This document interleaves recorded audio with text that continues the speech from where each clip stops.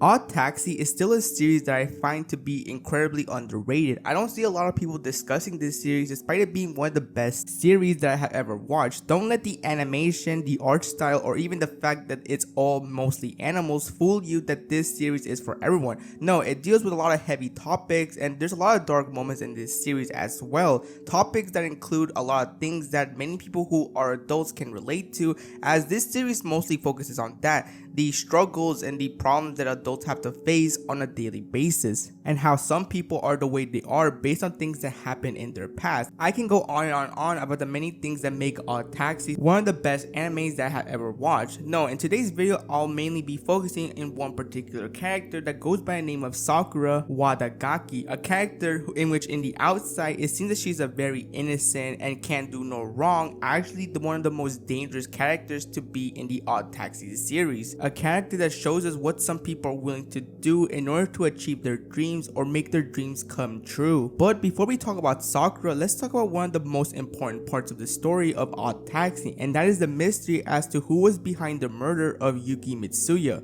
This is important to the story because throughout the entire series we are left wondering what truly happened to this person, as Yuki was one of the members of this idol group known as Mystery Kiss, and they were just about to make their debut when tragedy happened and her life got taken by someone. Now the series does a good job in showing us who could possibly be the person that is responsible for this murder, and there's two primary characters that the show makes us believe that they are probably the people responsible for this murder, and this being the Mystery Kiss manager Yamamoto and one of the girls from the idol group named Rui. As when they discovered that Yuki was killed, instead of calling the police, Yamamoto and Rui decided to cover up this whole crime scene and instead get rid of the body, and this is by getting some help from the Yakuza, in which we discovered that Yamamoto seems to have some sort of connection with these guys, in which they decide to get rid of this body, and in order for the debut not to be jeopardized or be ruined, they decide to get someone else that looks like Yuki to fill in for the Mystery Girls idol group. Now the reason why I said that this show does a good job at making us believe that these two may have something to do with it is because, well, Yamamoto was the one who suggested into covering this up, whereas Rui, we come to find out that before Yuki's dead, the producer decided to make Yuki the lead singer of the group, even though Rui was supposed to be the one to be the lead singer, and obviously this was something that she was not a huge fan of. And as the series continues, we see a lot of moments between Yamamoto and Rui in which they're discussing about the whole situation. Obviously, even though they have pretty much seemed to have covered it up entirely, it's very clear that the guilt is getting to Rui, and it's very clear that she is not used to this kind of thing, and she really is scared of people finding out about Yuki's disappearance. No matter how many times her manager reassures her that everything's going to be okay, obviously for Rui this is something that's not going to be very simple to forget. But despite all that, she has to keep going forward and has to deal with a new member of the group now that is pretending to be Yuki, and this of course is Sakura. Sakura in the beginning is portrayed as a very innocent countryside girl who doesn't see any of the dark secrets and corruptions that happen in the big city. She acts like she doesn't know anything of the things that are happening behind the scenes and acts as if competition is not really something that she is interested in. There isn't really a lot of scenes that involve Sakura. However, even though she has very little scenes, the scenes that she still has shows us that it seems that she's a very normal person, and it seems that she really does not have anything to hide. Even towards the end, in which major spoiler warnings, but Yuki's body would eventually be discovered by the police, but there was no indication that Sakura had anything to do with it.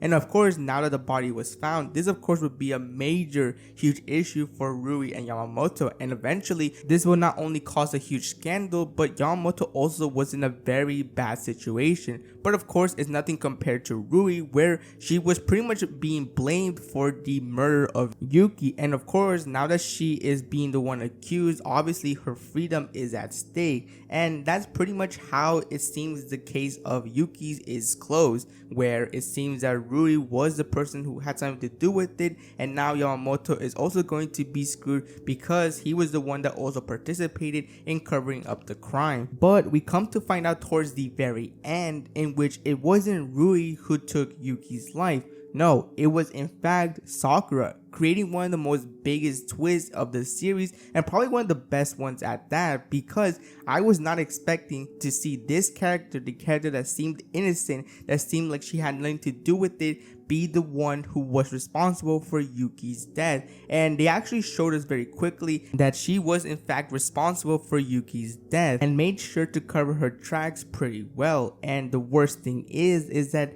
Sakura managed to get away with it because, like I mentioned earlier, Rui was the one who got blamed for all that, when in reality it was all Sakura's doing. And that's probably one of the most darkest endings that I've seen in a series, because not only did the actual murderer get away, but this murderer is pretty much enjoying her life and acting as if nothing has happened, almost as if everything she did was just something that a lot of people would do, and it's something that is completely normal. Now, you may be asking yourself, why did she do this to Yuki? Well, we would come to find out that in fact, before the mystery group was even a thing, there was actually, of course, auditions. Now, Sakura was one of these people who was auditioning to be in this group, and the reason why is because this was always her dream. She wanted to make her dream come true. She hoped that if the group made it big and she made a good living, then she was going to use some of that money to give it to her mom as a thank you for raising her for her entire life. However, her dreams would be shattered, as even though she auditioned for this group, she would eventually not make it, and in fact, Yuki would be the one to be chosen to be part of Mystery Kids. This angered Sakura to the point where she resented Yuki for being able to achieve her dream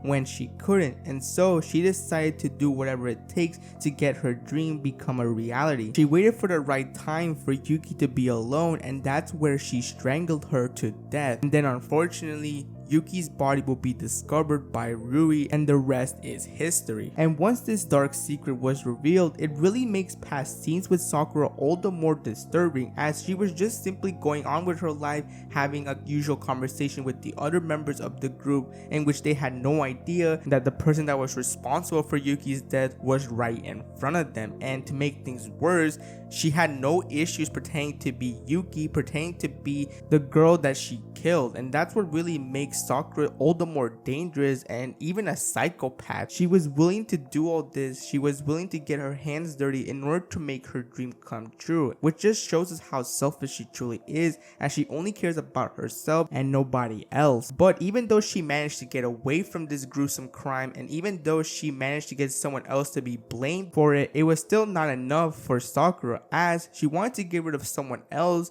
in order to truly be able to get away with it. And this is our main protagonist, Arakawa, the taxi driver who actually took her to a location in which she would take Yuki's life. Sakura realizes that this person needs to go in order to fully cover her tracks, and the anime ends just like that, with Sakura pretty much having the plan to take his life. But this actually wouldn't be the end of Sakura, as there's actually a movie of Oddtaxi, in which is not really a movie, it's more of like a retelling of the story, but they do add a few extra scenes towards the end, in which when Sakura enters Arakawa's taxi, she actually gives him a location that is secluded. Basically, there's nobody around, and after a small conversation between Sakura and Arakawa, that's when Sakura decides to take action and try to take his life. But this decision would be the ultimate downfall to Sakura, as towards the end of the movie, we see on the TV that Sakura has been arrested and is going to be charged for attempted murder of a taxi driver, which is obviously Arakawa. And that would be the end of the series, but also the end of Sakura. And it's still not really a satisfying conclusion, as even though Sakura is going to be sent to jail, it's only because she tried ending the life of her taxi driver, not because of the crime of Yuki, which still makes it a very dark ending, because even though Sakura is going to go to jail for the crime that she did, which is trying to get rid of Arakawa, she's not going to go to jail for the crime that she is also responsible for. It really just shows us that in reality, Sakura was still going to get away with that crime regardless. Sure, she did fail on taking out the last person that could have potentially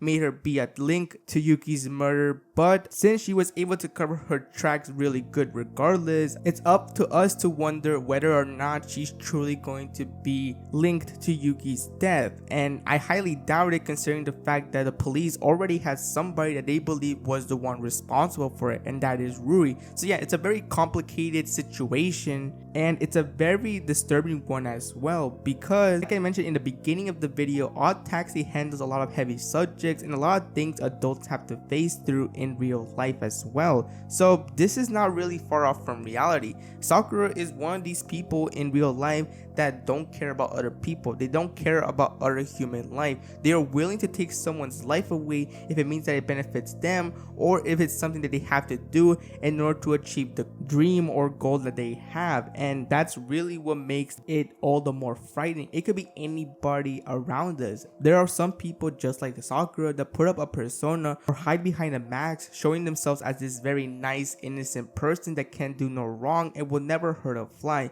when in reality, behind closed doors and behind the scenes, they are these very terrifying, very crazy individuals that have a very twisted mentality and are capable of doing very horrific things. And once they commit a very horrible act, they act like as if nothing has happened. They go on with their lives and act like it's an everyday thing, which is even more clear that there are some people that are complete psychopaths, and these are people that should not be part of society. And that's what made Sakura the most dangerous character in Oddtaxi. And that's where I'm going to end today's video. I hope you enjoyed it, and I'll see you next time.